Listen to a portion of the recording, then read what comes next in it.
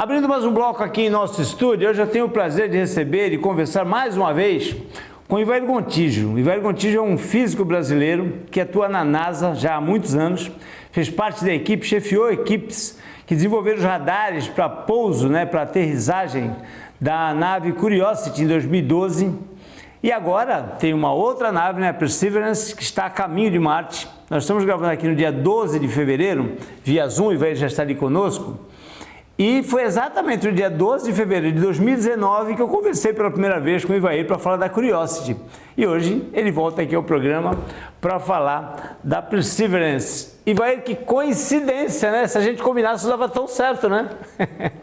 Muito bacana essa coincidência. Muito bom falar com você, Pedro. Muito bom falar com você também, Ivair. Olha, antes de mais nada, já te agradecer por estar novamente passando informações aqui para o nosso público telespectador e também te parabenizar, porque nós estivemos lá, em 12 de fevereiro em São Paulo, quando você veio lançar o teu livro aqui, no Brasil, e o livro que chama Caminho de Marte, a incrível jornada de um cientista brasileiro até a NASA, que é da editora Sextante, foi vencedor do prêmio Jabuti, um prêmio de extrema relevância aqui no nosso país.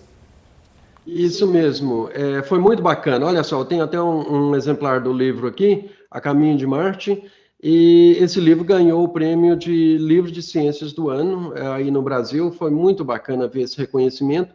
E é um livro fácil de ler, Pedro. É um livro que eu escrevi para todo mundo ler, onde eu conto a minha história, desde o interior de Minas até a NASA, e também falo sobre tudo que a gente conhece de astronomia, os 25 séculos de conhecimento acumulado sobre astronomia em geral e o planeta Marte em particular. E falo também como a gente projeta, constrói, lança e opera um veículo no planeta Marte e todos os problemas que acontecem, porque acontece muito problema. Antes eu quero falar um pouquinho sobre esse fascínio, que é, aliás, um tema abordado no livro de autoria do Ivair,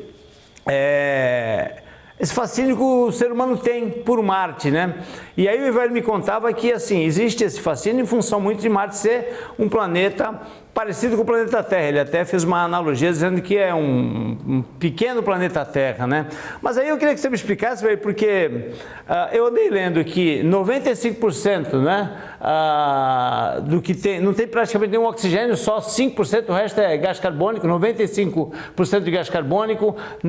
Já teve água há bilhões de anos atrás, isso já está comprovado, mas me parece... Hoje é um deserto gelado, as temperaturas são baixíssimas, Me parece que no verão 0 graus e no inverno menos 90 graus. O que tem de parecido com a Terra isso? Chega a ficar até mais frio à noite, menos 120 é normal. Nossa Senhora! Mas comparado com o resto do universo, ainda é parecido com a Terra. E é uma das coisas que eu discuto no livro, que as temperaturas comuns no universo é coisa de menos 270, ou então milhões de graus Celsius dentro de estrelas, como o Sol. Uhum. Então, essa faixa de temperatura parecida com a nossa, aqui entre 0 e 100 graus, onde a água pode ser líquida, é uma coisa extremamente rara. E em Marte acontece, no Equador marciano, no verão marciano, tem lugares lá que a temperatura sobe acima de 0 graus. Tá. Mas ainda é um planeta parecido com a Terra nesse sentido, que tem uma atmosfera, mas não é densa demais como o planeta Vênus. O planeta Vênus tem uma atmosfera com efeito estufa tão grande que a temperatura na superfície é mais de 400 graus centígrados. Então, Marte, ainda, como você disse, com certeza é um desafio gigantesco para a humanidade, mas é um desafio de bom tamanho, em que se a gente continuar insistindo, a gente vai conseguir mandar humanos para o planeta Marte e, quem sabe, um dia vai ser ainda a nossa segunda morada. Ainda não existem planos muito sólidos de quando isso vai acontecer, e, é claro, essa é uma opinião minha mesmo, mas eu acredito que eu estarei vivo para ver os primeiros humanos chegando ao planeta Marte. A Perseverance, ela é fruto dos estudos e dos resultados das amostras colhidas pela Curiosity e foi desenvolvida a partir da Curiosity. Mesmo com a pandemia, a missão foi realizada e foi lançada em 30 de julho e está chegando em Marte daqui a alguns dias, Ivair? Isso, a gente brinca e diz que a mecânica celeste não espera por ninguém, ou seja, o movimento dos planetas não espera por ninguém. Então, ou a gente está pronto ou a gente não está. E se a gente perder a janela de lançamento, que acontece uma vez a cada 26 meses, se a gente não tivesse pronto para lançar no dia 30 de julho, só daí a 26 meses depois. E isso custa centenas de milhões de dólares, um atraso desse. Então, a gente não podia atrasar. E para mostrar que realmente precisa de muita perseverança para fazer essas coisas funcionarem, Pedro, no dia do lançamento nós tivemos um terremoto aqui na Califórnia. Para mostrar que surpresas acontecem a toda hora e problemas podem acontecer toda hora. E foi um terremoto, você estava falando para mim que foi um terremoto na proporção de 4,5, que é um terremoto não tão leve, não se pode considerar tão leve, porque a escala Richter vai até 9, né? Isso, assusta. Um terremoto de 4,5 já assusta bastante. E foi às 4h30 da manhã, né? E foi às 4h30 da manhã. Esse número 4,5 tá muito presente na tua vida sempre, porque você estava me contando, Ivair, que aí eu aproveito esse gancho, né, para contar um pouquinho da história do Ivair, que é belíssima, né? Ele estava me contando quando saiu de Moema, né, que é uma cidadezinha do interior de Minas Gerais, que hoje tem 7.000 e poucos habitantes. Quando você saiu tinha 4.500, é isso? Por aí, em torno de 4.500, 4.500 habitantes na época que eu saí de lá. Um morador, né, de uma cidade de 4.500 habitantes, sonhar em trabalhar na NASA, sonhar em ganhar um espaço, para qualquer um poderia parecer um sonho inalcançável, né? E como é que foi essa tua trajetória? Como é que você chegou à NASA? Com muito trabalho, né, e com um pouco de sorte. Agora a gente sempre tem que ajudar a sorte, né, Pedro? Senão nada acontece. E olha, eu sou técnico agrícola também, né? Eu fiz o segundo grau na escola agrícola e parei de estudar e fui trabalhar numa fazenda. Fui administrar uma fazenda no norte de Minas. Água Branca, né? Por 3 anos. E então foi depois disso que eu fui para a universidade. Uhum. E a gente tem que ter paciência também, né? Porque nada acontece de uma hora para outra. No meu livro, por exemplo, tem um caderno de fotos coloridas. E a editora Sextante fez uma coisa muito bacana, porque eles colocaram fotos de quando eu trabalhava na fazenda, que eu administrava a fazenda, fotos lá de touros da raça Nelore, o Jeep que eu dirigia, e depois a foto de baixo, na mesma página, é eu na frente da cópia do Curiosity lá no Jet Propulsion Lab. E entre as fotos de cima e as de baixo, 30 anos se passaram. Nossa. Então as coisas levam tempo mesmo. E aí eu vou passar um pouquinho do currículo dele aqui, né? O Ivair se formou em Física na UFMG, na Universidade Federal de Minas Gerais, fez mestrado em Óptica também pela Universidade Federal de Minas Gerais, doutorado em Optoeletrônica no Departamento de Engenharia Elétrica da Universidade de Glasgow, na Escócia. Ainda na Escócia ele fez um pós-doc na Heriot-Watt, em Edimburgo, e outro na UCLA, na Universidade da Califórnia de Los Angeles, que aliás está pertinho de ti aí, né, velho? Isso, eu moro em Los Angeles, moro próximo da UCLA, da UCLA, né, que fica aqui na região de Los Angeles. Uhum. O que eu falei tem pertinência, Ivair? O Perseverance ele foi construído, ele foi projetado a partir das informações e da visita do Curiosity ao planeta vermelho? É isso mesmo, Pedro. Você está muito bem informado. O Perseverance, ele de certa forma, quando você olha para ele a primeira vez, ele parece uma cópia do Curiosity. É muito parecido.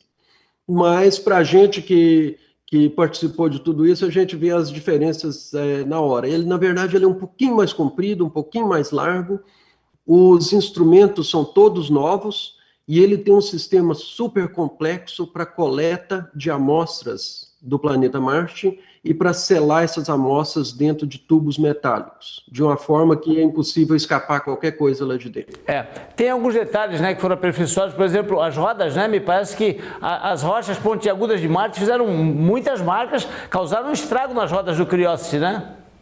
Isso, as rodas do Curiosity têm furos no momento de mais de 10 centímetros de tamanho, tem um rasgo enorme em uma das rodas, que a gente acabou descobrindo, né? A gente não queria descobrir isso não, mas descobrimos que as rochas em Marte são muito mais pontiagudas e muito mais presas no solo do que a gente imaginava. Então, No início, com o Curiosity movendo, passando por cima dessas rochas, perfurou as rodas que são de alumínio. Elas foram perfuradas, não tem como mandar um mecânico lá para trocar, né? Então, o jeito é tentar diminuir o problema, não aumentar o problema, na verdade. Então, hoje em dia, o pessoal que está dirigindo o Curiosity em Marte, eles não escolhem o caminho mais curto, quando querem ir para um outro lugar, eles escolhem o caminho com menos pedregulho, não tem estrada, e também, às vezes, eles dirigem ele de marcha ré, que parece que ajuda também um pouco para não estragar tanto as rodas.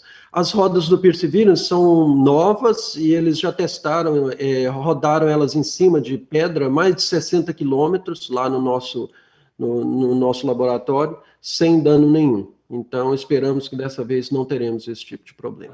Oi, vai, me diga uma coisa, o que a gente pode considerar de maior relevância como resultado dessa missão lá de 2012 que você participou com o Curiosity? Coisa mais importante é que a gente não sabia, por exemplo, a gente já sabia que existe água em Marte, isso a gente já sabia. Existe, mas... existe ou existiu? Existe no momento, mas não líquida. Ah, tá. No momento a gente sabe que tem isso, a gente sabe que tem gelo no Polo Norte, no Polo Sul de Marte tem gelo de CO2 e tem gelo de água também. E embaixo do solo também tem água, mas congelada, né, na forma de permafrost, que a gente chama. E a gente sabe que houve água que correu na superfície de Marte, água líquida, no passado distante. Mas uma coisa que a gente não sabia se isso era uma coisa episódica, né? Porque, por exemplo, na Terra a gente sabe que tem pedra líquida, tem lava de vulcão, mas não dura, né? Aquilo seca em pouquíssimo tempo. O que o Curiosity provou é que dentro daquela cratera Gale, onde ele desceu, existiu um lago, Pedro, que durou milhões de anos. Olha, um lago que dura milhões de anos, isso na verdade é uma descoberta espetacular, porque isso quer dizer que na verdade o planeta tinha todo um ciclo hidrológico. Para ter um lago com água estável, líquida, você precisa de ter rio alimentando esse lago, você precisa de ter fonte de água para alimentar esse lago, vai ter evaporação, vai ter nuvem, vai ter chuva. Já pensou isso? Teve dias chuvosos no planeta Marte no passado. Então, com tudo isso, pode ser que vida poderia ter se formado no planeta. Então, um local que a gente chama de habitável, nesse sentido. Uhum.